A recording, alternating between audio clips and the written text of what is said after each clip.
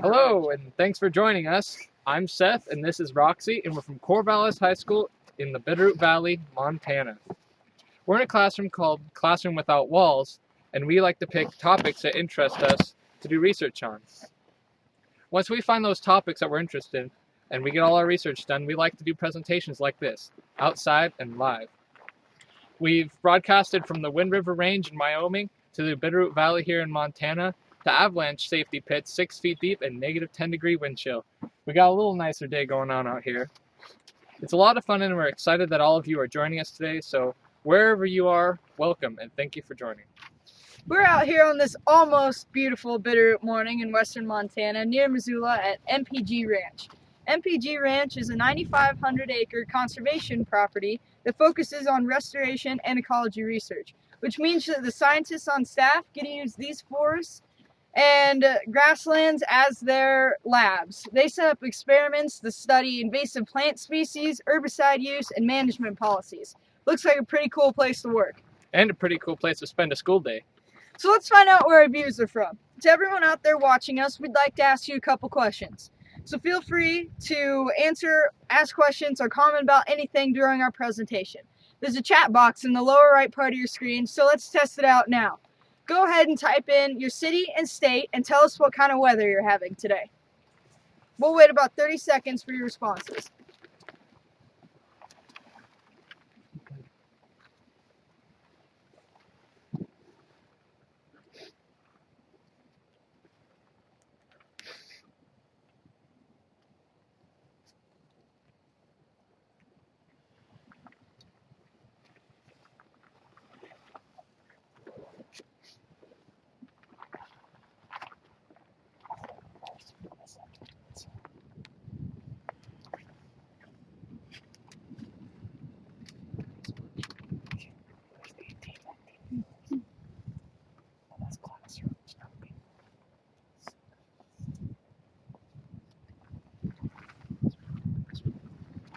Sprinkles in Corvallis, Montana.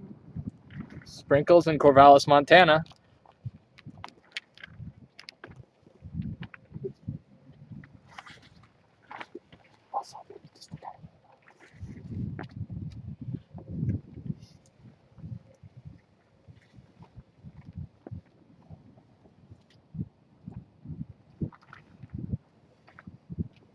Got several people from Missoula saying that it's windy and raining. It's windy and rainy in Missoula, Montana.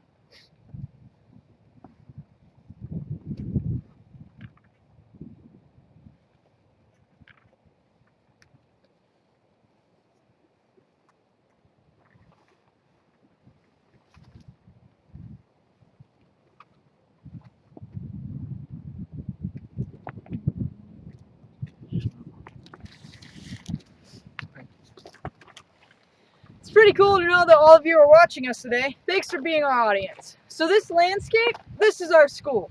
Like Seth just said, we're in a class called Classroom Without Walls, or we call it CWW. CWW is a science class where we focus on mostly environmental issues in our area. Our main focus right now is on human and predator interactions. Human and predators often have conflicts in places where they overlap in their habitat. Places like Montana and many other states have people live in places that predators also live. And when conflicts like that happen, you have to know how to take care of it. Sometimes animals just wander in neighboring rural properties, communities, sometimes even bigger towns. And sometimes they just do what predators do.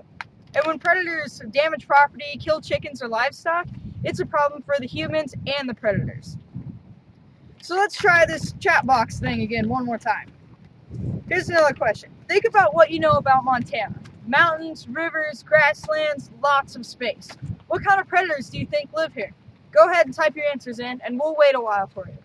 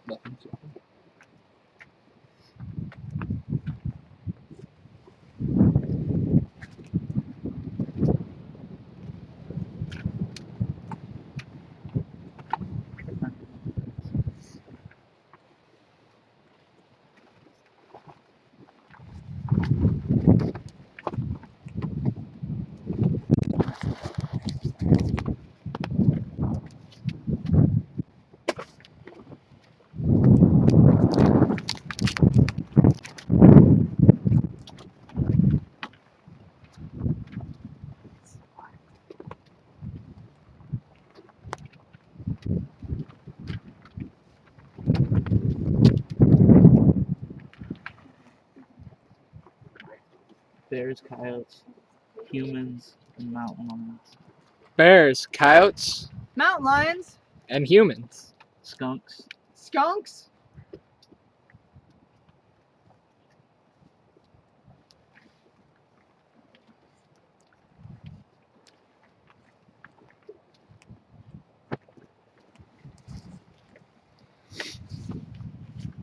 Good job. I think you had a pretty good list going there.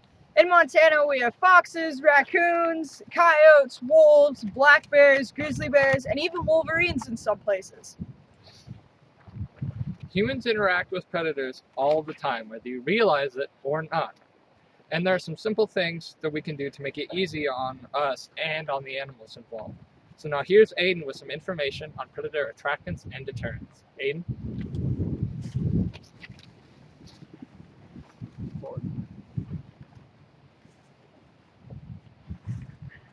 Hi, I'm Aiden, and I'm going to talk to you about predator attractants and deterrence. A predator attractant is anything that draws in the predators you described earlier. So, predators in and around your yard and in your fields, or when you're camping, predators that are in and around your tent or your cook site. So, knowing that, what are some predators that could be in and around a rural home or when you're camping? Go ahead and type the answer into your chat box.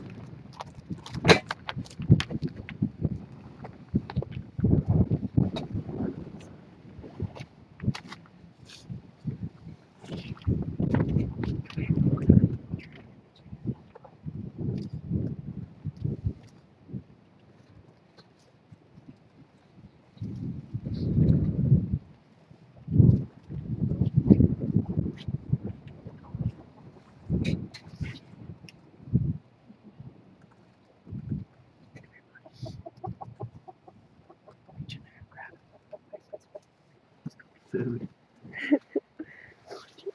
Food is an attractant. Garbage. Garbage is an attractant.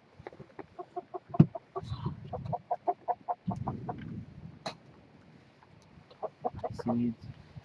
Seeds. Small pets. Small pets.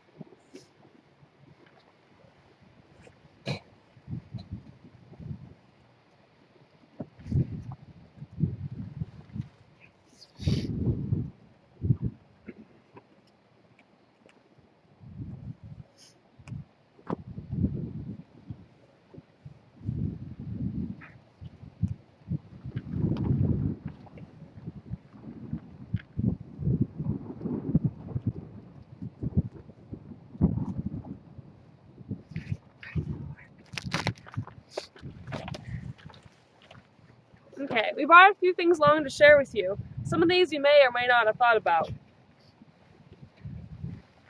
Like sunscreen. Food, like chips. Toothpaste. And chapstick. Pet food.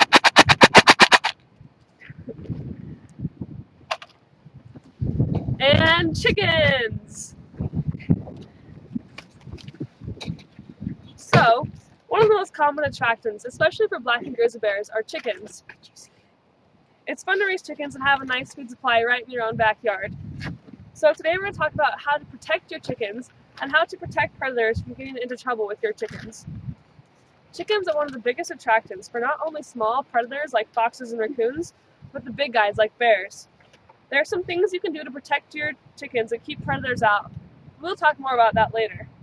Okay, now that we have attractants covered, let's talk about deterrence. Here's another chance to type answers in your box. The question is, what is a deterrent? So, what could you do to keep or deter predators away from your flock?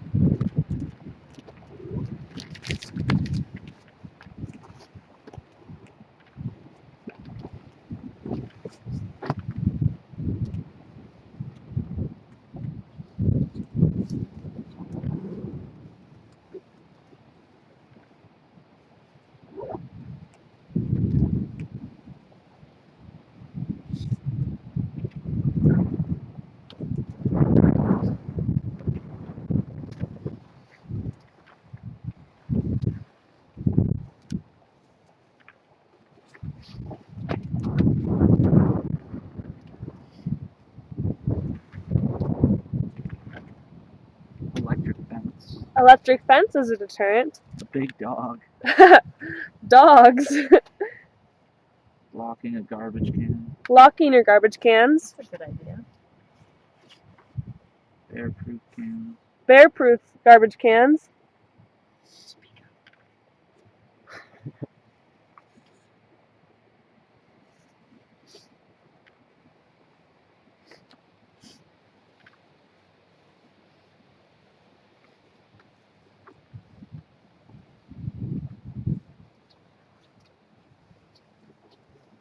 I don't have any.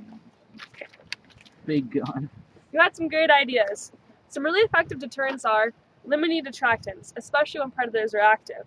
So things like keeping a clean yard, picking up fallen fruit like apples and pears, putting your barbecue in the shed, and keeping chickens in their coop and yard. The second one is removing carcasses during hunting season. You can call your local wildlife agency for a list of places you can dump animal carcasses like deer and elk. And lastly, electricity. An electric shock can scare a predator away pretty well. You can electrify just about anything, or you can put up a fence or a ground mat that can deliver a shock to an unwanted guest. It's pretty easy, cheap, and very effective for teaching those predators a lesson and protecting your property at the same time. Back to you, Roxy. Thanks, Aiden, for reviewing that. I think we got it. Attractants are anything that will draw in or attract animals. So anything that smells like food or just smells good. And deterrents are things that will deter or keep predators away. And Aiden said that the number one deterrent is to limit attractant. That makes sense. Also, a great deterrent is putting up electric fences around your chicken coop. Now Seth is going to talk to you about building chicken coops. Seth? Now, before we go into how awesome chicken coops are, here's another chance to tell us what you know. Just use the chat box in the lower right corner, and the question is, what are some advantages to having your own chicken coop? Oh, spot.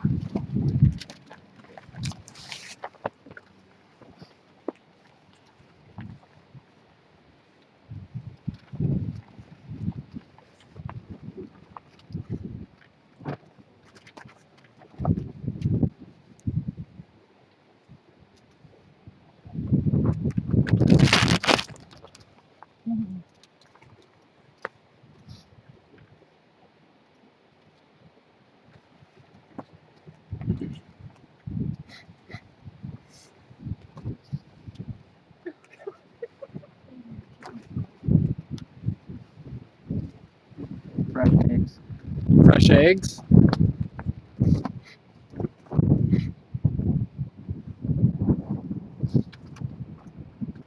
Always have eggs. Provide shelter and protection for the birds. Provides shelter and protection for the chickens.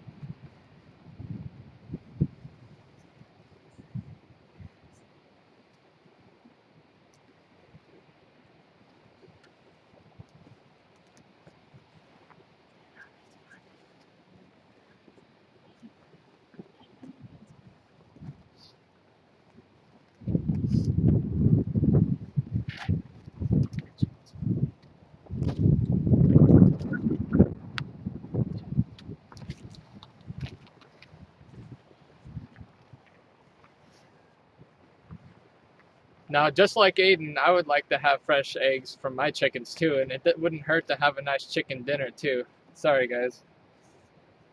But if you're gonna have chickens, you gotta build a coop. That coop acts like a little house for your chickens to keep them nice and warm when it's cold, and then nice and ventilated when it gets too hot. The coop also acts as an extra layer between your chickens and the predators who are outside trying to get in and eat them. Now, to show you all the different functions and parts of a chicken coop, we built our own. The main part of the chicken coop is the actual coop, which is the building with the doors, the boxes, the roof, and the different vents for the chickens. Then you have the yard, which is the mesh covered area where they can free roam and they can have some nice fresh air instead of being stuffed up inside of the coop. And then you have the electric fence, which goes around all the coop in the yard and delivers an electric shock to any unwanted visitors. Now, for a month, me and a couple of my friends in this class have been building the coop, and it all starts with the blueprints or the drawings. When we make these blueprints or drawings, they help us find out how much material we need so that we don't waste or use too much material. So if you don't have any left in your wood stack, you're going to have to go to the lumber store to get some more. Then after we got all of our materials, we go out and then we measure all of them so that we can get our cuts. Like a good carpenter, we remember to measure twice and then only cut once so that we don't waste any materials and so that we don't use too much also. So after we got all the materials measured and cut, we had to lay them out in the right shape so that we knew how to build our coop. Now our design that we set up is a basic cube with 4 foot by 4 foot sides. One of the sides, as you can see, is taller than so that the roof can lean on it, and also so that we can create some ventilation for the chickens. So our chicken coop fits 8 chickens and features boxes for laying eggs for the chickens and a side door for cleaning out their waste. Not to mention the vents and the yard so that they can keep fresh air. Now with the electric fence surrounding all this, it's a pretty safe coop. Now you just got to add the chickens, and that's the process of building a chicken coop. Back to you, Roxy. Very cool, Seth. Looks like some pretty happy chickens over there. Now that you know about building chicken coops, Eric is going to talk to you about how you can make your chicken coops predator safe. Before we start, here's another chance for you to show your knowledge. Go ahead and type your answers in like you've been doing before. We'll wait for you. The question is, why is it important that predators don't repeatedly get into your chicken coop?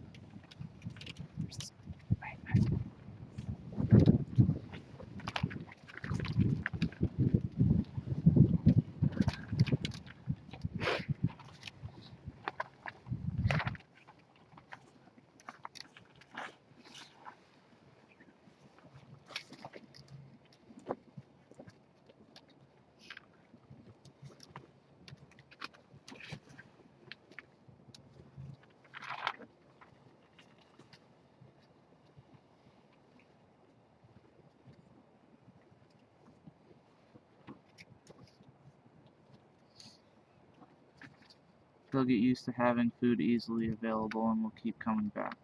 They'll get used to having food easily available and keep coming back.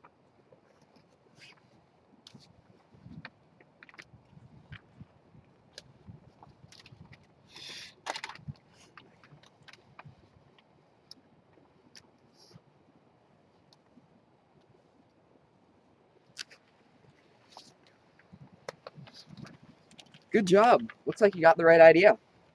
It's important because if a predator continues to return to your chicken coop, it starts to rely on the chickens for food and think that they can eat other things that humans keep around.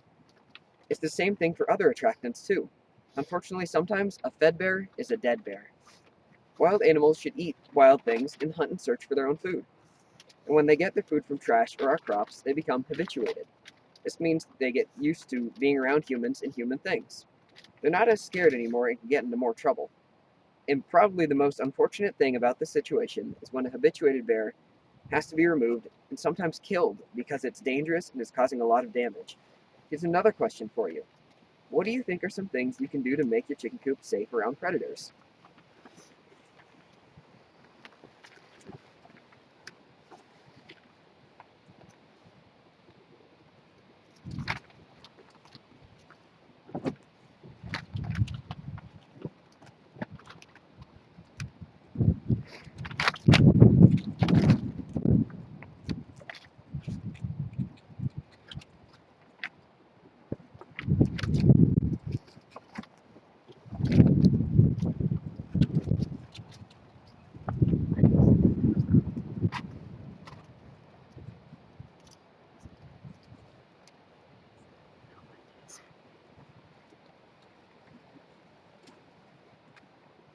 Keep chicken feed away from coop. Keep the chicken feed away from the coop.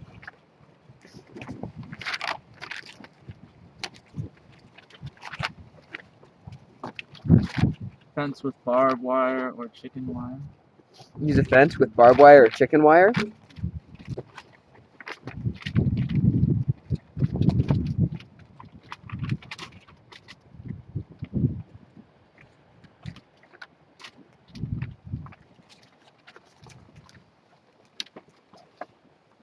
And also, you can keep it clean and add an electric fence. One of the main things we do to make sure bears and other predators stay out of chicken coops is put an electric fence around it. Electric fences keep animals in your pasture and work to keep other unwanted animals out. The fence goes all the way around the perimeter of your chicken coop. The electric fence sends pulses of electricity through it, so when a predator comes in contact with the fence, it's shocked enough that hopefully it won't come back. The shock doesn't seriously hurt the predator, just hurts it enough to try and stop it from breaking in. Modern electric fencing systems are safe for humans and animals. The new energizers don't have the same risk of fire that the old school systems did. Electric fences also can be used to set up around your fruit trees, gardens, and apiary or beekeeping areas. Setting up an electric fence system is easy. It just takes a little planning and the right supplies. There are many local ranching supply vendors and state agencies that can recommend systems and materials for safe electric fences.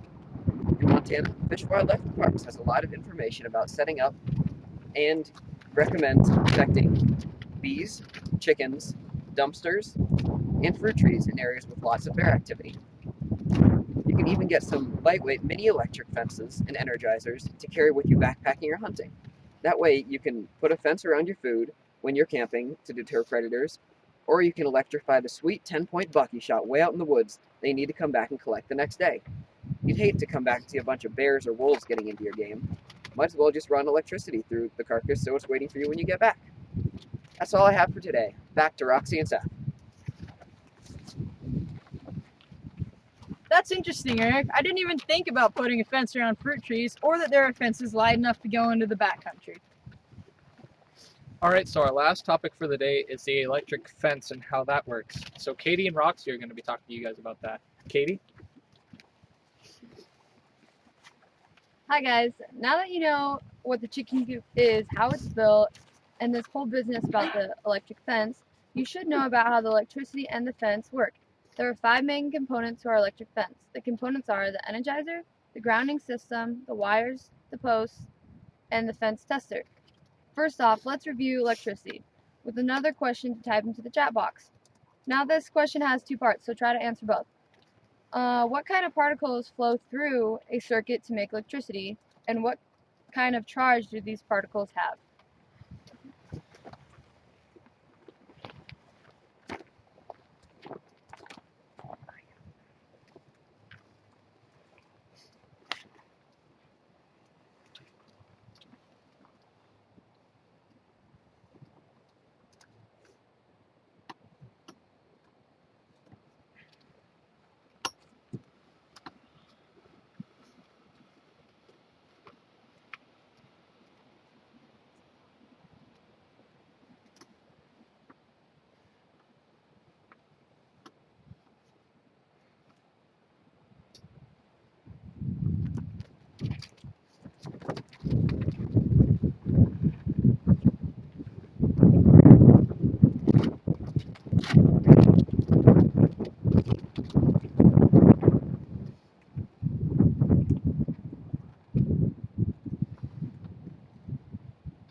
Tiny.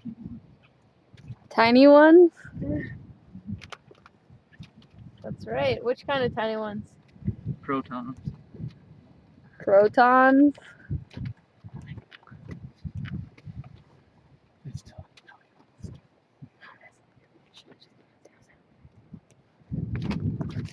Neutrons. Oh my god.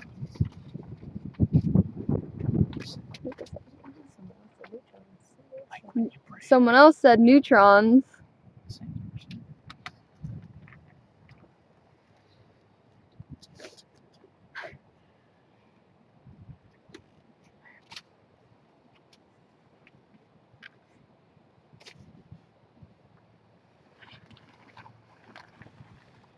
AC or DC?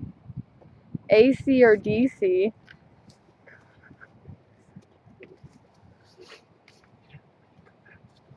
Those are close.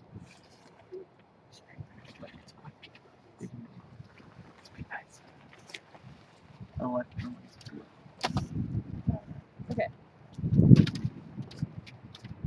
Okay. Hey, I think we have some chemists out there. Yes, of course, electricity is the flow of electrons, and electrons are negative, or have a negative charge.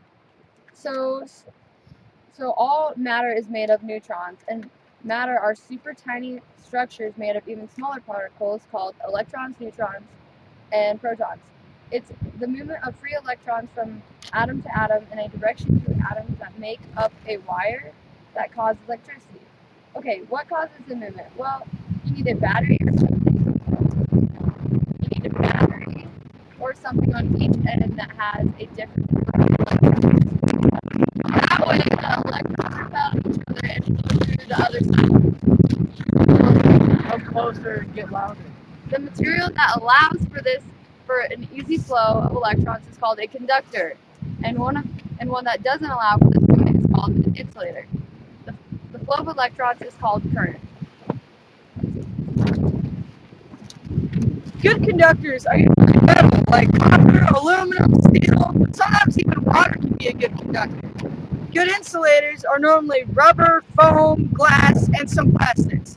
So, in an aluminum wire like this, there are trillions of aluminum atoms, and in each of those tiny, super tiny aluminum atoms, there are electrons buzzing around in it. By hooking up one end of the wire to the positive terminal and one end to the negative terminal, the electrons start zooming around from the negative terminal into the positive terminal.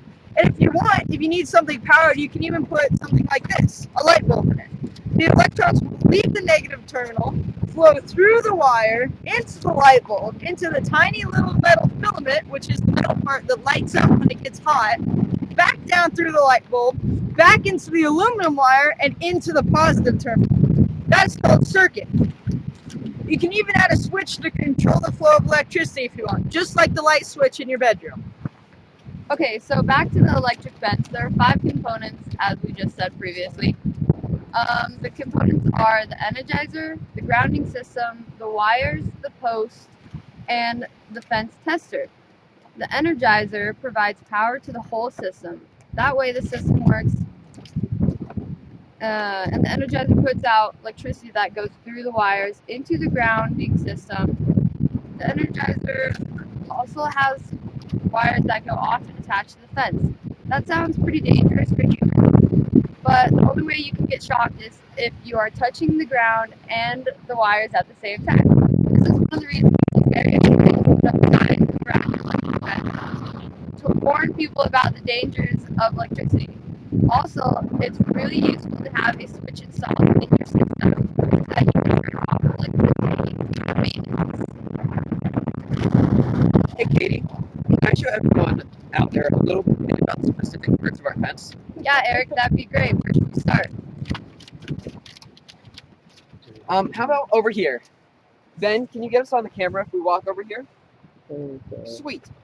So this thing right here attached to the solar panel is the battery and the energizer. And the battery is just like a car battery. A wire leaves the positive terminal on the energizer, which is back here, and goes to this grounding rod. And the grounding rod will conduct electricity into the soil, the ground, and then when something like a bear connects the current or connects the circuit, the other terminal of the energizer has a wire coming off of it and going straight to the switch. This thing right here. And the switch connects to the wire of the fence, and the fence is connected to the other grounding rod down at that end.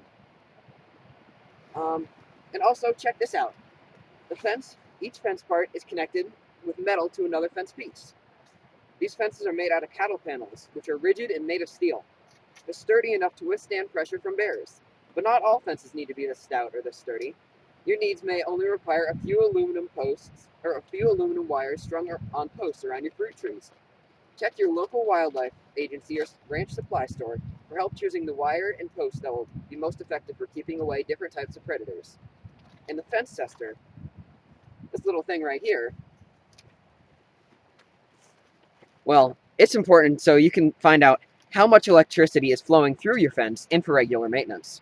Awesome, Eric. Thanks for sharing that with us. Seth?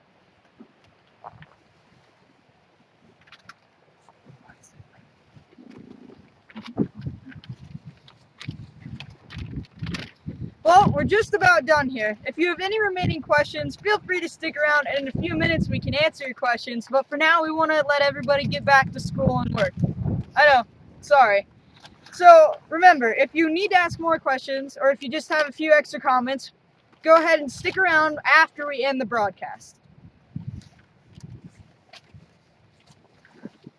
Okay, thanks all of you out there on the World Wide Web for letting us share what we have been working on. And we covered a lot of stuff today We learned about attractants and deterrence. about how to build a chicken coop. About how electricity works. About the parts of an electric fence. Yeah, that was a lot. Okay, so to end our webcast today, we want to first thank all of you out there tuning in today and watching our broadcast. We would also like to thank everyone who makes this class possible. The U.S. Forest Service, Montana Fish, Wildlife and Parks, Defenders of Wildlife, Murdoch's Ranch and Home Supply, True Test, Electric Fence Supply, Corvallis School District, and our teacher, Miss Allie Niels Lemoyne. Also a big thanks to MPG Ranch for hosting our event today, Bill Terrell at Murdoch's who donated all the fencing and building supplies for our coop, Lori Everts, Jamie Junkel, and the rest of the FWP crew, and of course, the chickens. Thanks for watching us. Thank you. Bye. See ya. Bye.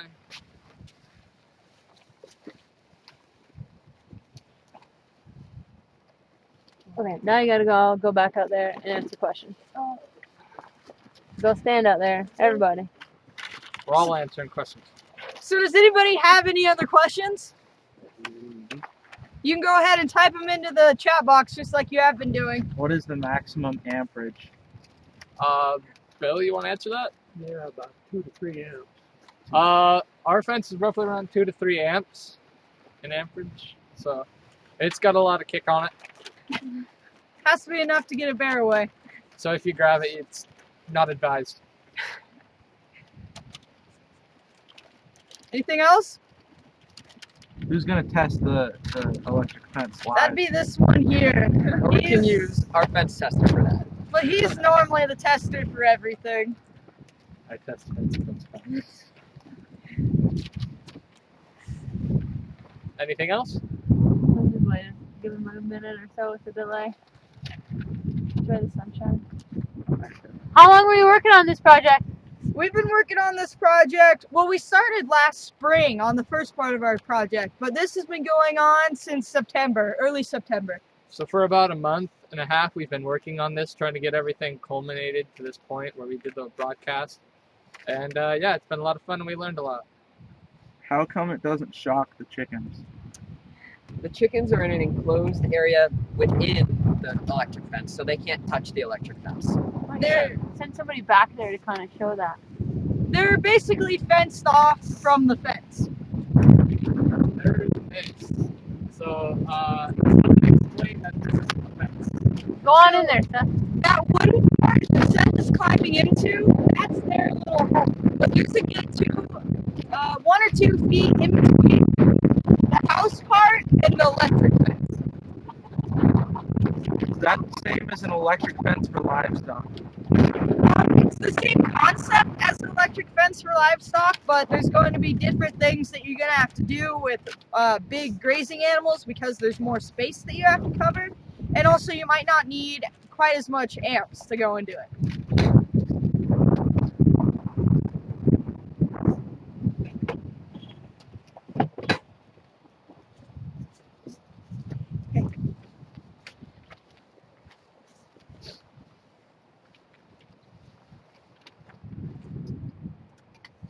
What's the grounding system for? Well, it's part of the electrical circuit, like when Roxy and Katie were explaining it. What happens is the current, also Eric explained this too, I believe. The current runs through the fence, and it also runs through the grounding rod into the ground.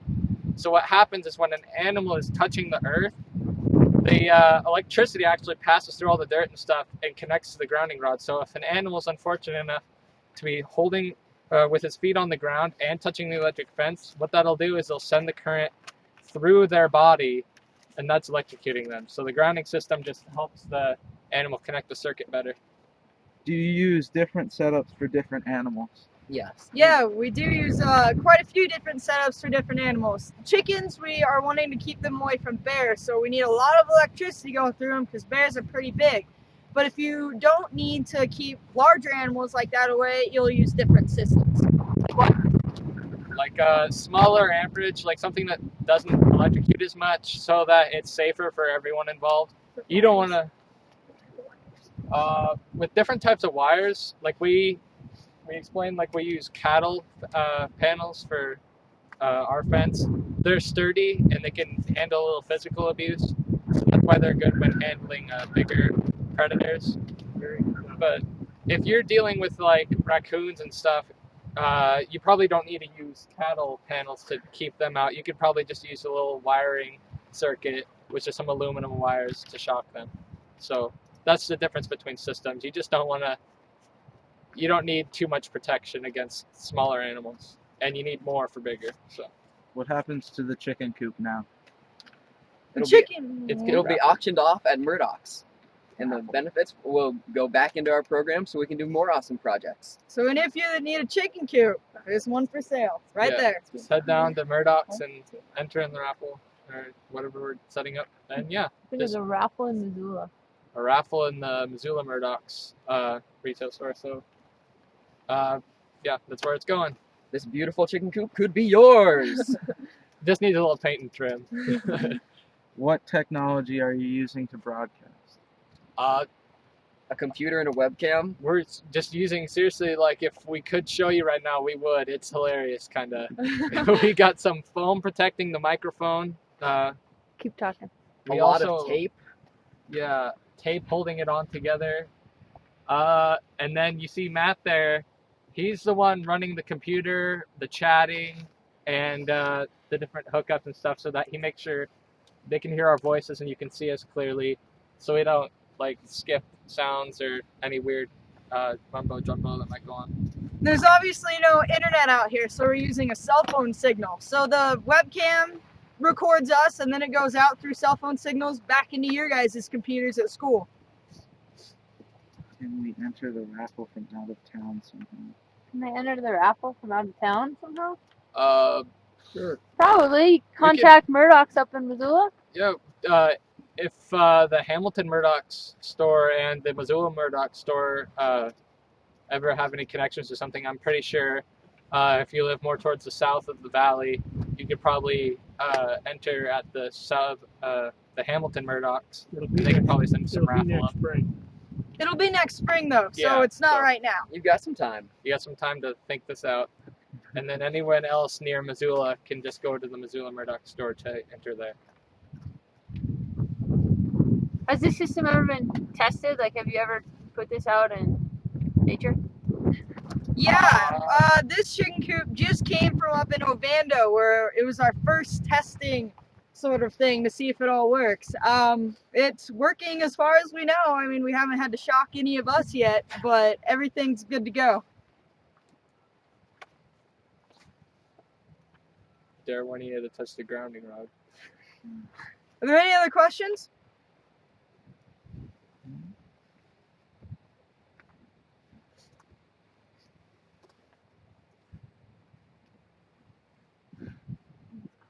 One more big thanks and wave and smile. All right, well, thank you to everybody who watched today. And just, again, to mention, thanks to everybody who helped us out with this whole project. So, Forest Service, Wildlife and Parks, It's okay. all those people Yep. we mentioned. Thanks. Thank you. See ya. Bye. Bye-bye.